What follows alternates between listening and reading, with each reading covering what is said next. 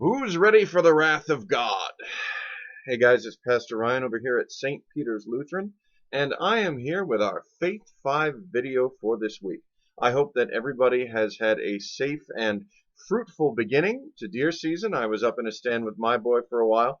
Hasn't got his first one yet, but season's not over. Anyway, Faith 5, as many of you know, is shorthand for devotional practice. We encourage everybody to, at the end of a long day, read a little scripture. We post suggestions on Facebook every morning at 7. There's also reading plans in the back of our hymnals. I'm sure you can find others online. Talk about your highs and your lows from the day and how the scripture might relate to those highs and lows. Then pray together, bless one another, and go in peace, having lived out a little of your faith at home. As your pastor, my job is to help guide and shepherd us all through the Christian life. I can't live it for you. I can only reflect the image of Christ to the best of my ability. I'm calling on all of us to do the same. Now then, the readings for this upcoming Sunday are real wrath of God stuff. And that is because we're coming up to the end of the year. There is only, I believe, one more Sunday, and then Christ the King, the end of our liturgical year and the beginning of the new one, the beginning of Advent at the end of November, when we start preparing our hearts for a king, preparing for the Christmas season yet to come. I know in our culture, Christmas is kind of all of December, the 1st through the 25th, and then December 26th, out goes the tree. The church approaches things a little differently. Of course, we love that people get excited for Christmas, that we have the comfort of the decorations, the lights, the Christmas carols, the Christmas specials. All of that's great stuff. But in the church calendar, Christmas begins on December 25th and doesn't end until January 6th at the earliest. In fact, in the Middle Ages, those who had leisure and means to do so celebrated Christmas for 40 days until Candlemas on February 2nd. So December is a time of silence, of calming, of waiting, and that is what makes Advent, I really do believe, such a gift to the church and to the greater culture if we would avail ourselves of it. But as we come to the end of the year, as I was saying, there are these parables of judgment which Matthew's gospel does not shy away from, and so we must not shy from them either. The Holy Gospel according to St. Matthew. Glory to you, O Lord. For it is as if a man going on a journey summoned his slaves and entrusted his property to them. To one he gave 5 talents, to another 2, to another 1, to each according to his ability. And then he went away. The one who had received the 5 talents went off at once and traded with them and made 5 more talents. In the same way, the one who had the 2 talents made 2 more talents. But the one who had received the 1 talent went off and dug a hole in the ground and hid his master's money. After a long time, the master of those slaves came and settled accounts with them. Then the one who had received the 5 talents came forward, bringing 5 more talents, saying, Master, you handed over to me 5 talents. See, I have made 5 more talents. His master said to him, Well done, good and trustworthy slave. You've been trustworthy in a few things. I will put you in charge of many things. Enter into the joy of your master. And the one with the 2 talents also came forward, saying, Master, you handed over to me 2 talents. See, I have made 2 more talents. His master said to him, Well done, good and trustworthy slave. You have been trustworthy in a few things. I will put you in charge of many things. Enter into the joy of your master. Then the one who had received the 1 talent also came forward, saying, Master, I knew that you were a harsh man, reaping where you did not sow, and gathering where you did not scatter seed. So I was afraid, and I went and hid your talent in the ground. Here you have what is yours. But his master replied, You wicked and lazy slave. You knew, did you, that I reap where I did not sow and gather where I did not scatter? Then you ought to have invested my money with the bankers, and on my return I would have received what was my own with interest. So take the talent from him and give it to the one with the 10 talents. For to all who have, more will be given, and they will have an abundance. But from those who have nothing, even what they have will be taken away. As for this worthless slave, throw him into the outer darkness, where there will be weeping and gnashing of teeth. This is the gospel of the Lord. Praise to you, O Christ. Well, now, coupled with last week's parable of the wise and foolish virgins, we get kind of a scary image of God here if we're not careful. Indeed, we may find ourselves echoing the wicked and lazy slave in saying, I knew that you were a harsh man, reaping where you didn't sow, gathering where you did not scatter, and I was afraid. Now, the first thing that I think we have to say about this parable is that it is ridiculous in its superabundance. A talent in the ancient world was a massive sum of money, something that only really kings and emperors would be able to drum up. Most people would never see anywhere near a talent of money in their entire lives.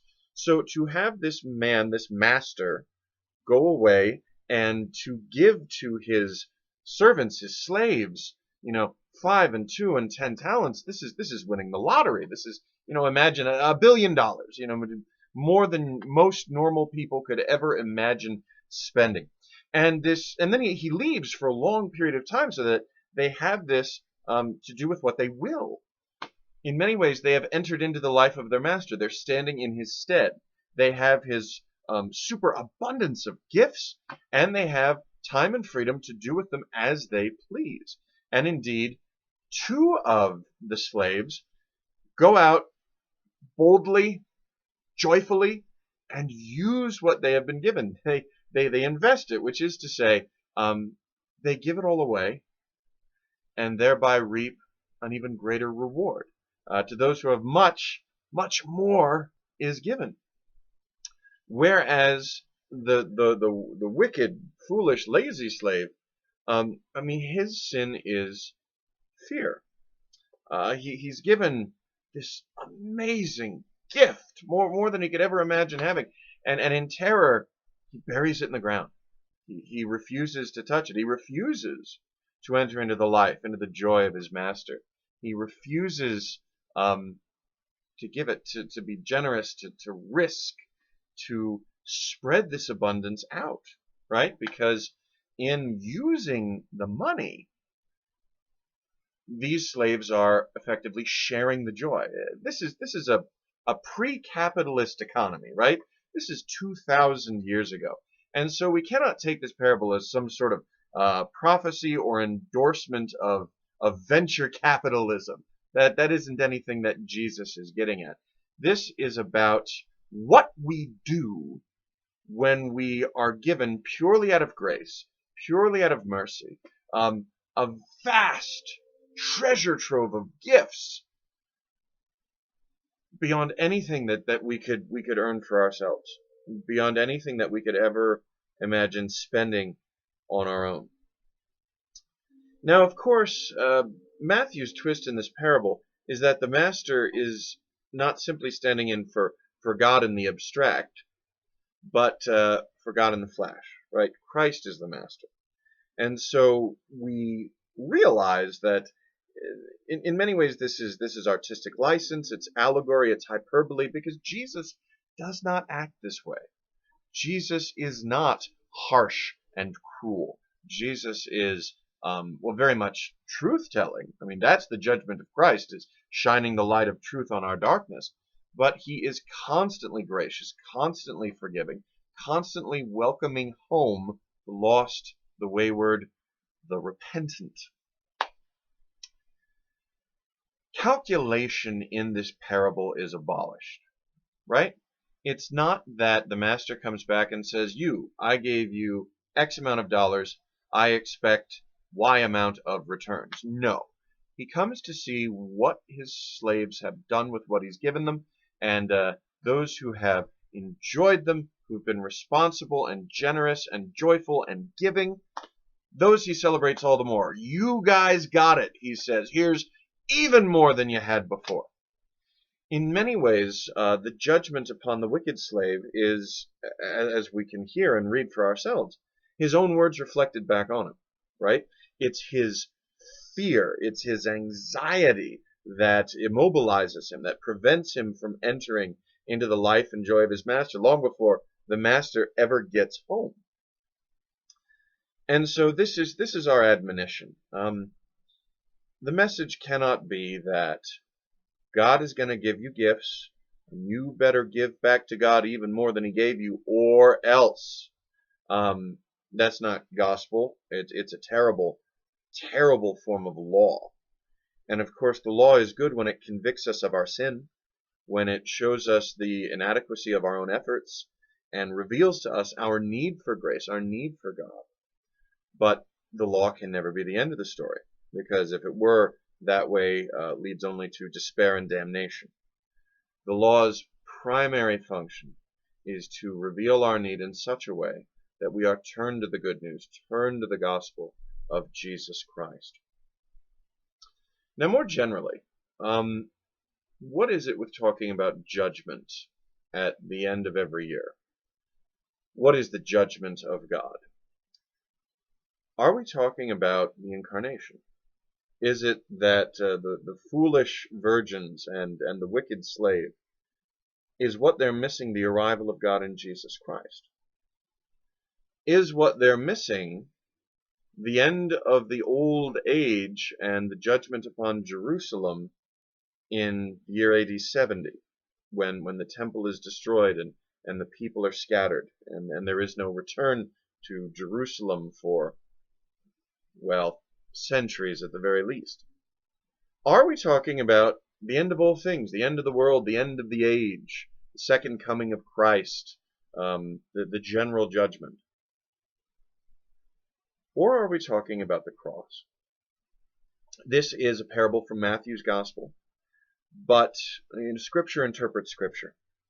And I think we must balance it with the view of John's Gospel, that the judgment of God is the crucifixion, is Jesus Christ come to earth and our response to him.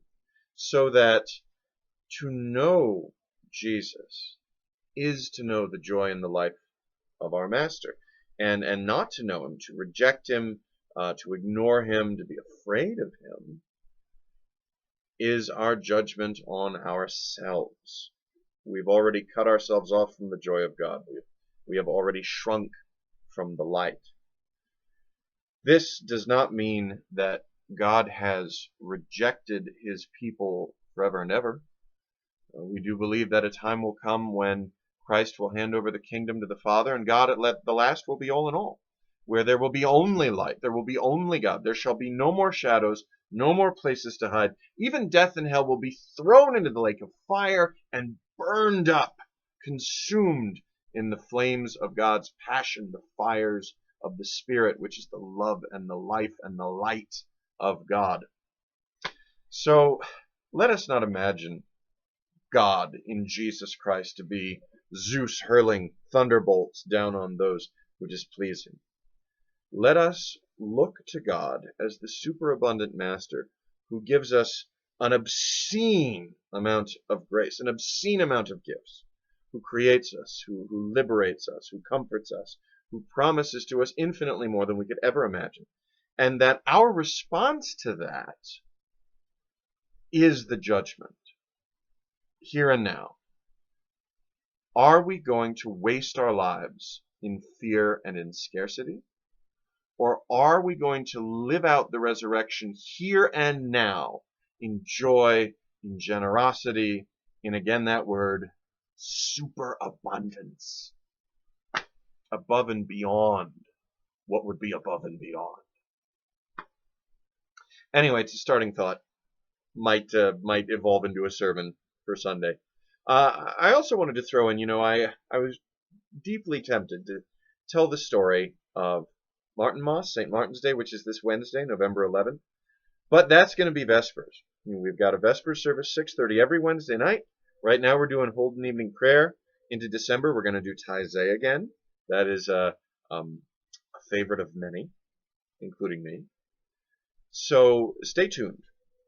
Come join us Wednesday for evening prayer. Or if not, look out for the video on St. Martin of Tours, and the most important holiday you've probably never heard of. Meantime, Go in peace, serve the Lord. Thanks be to God.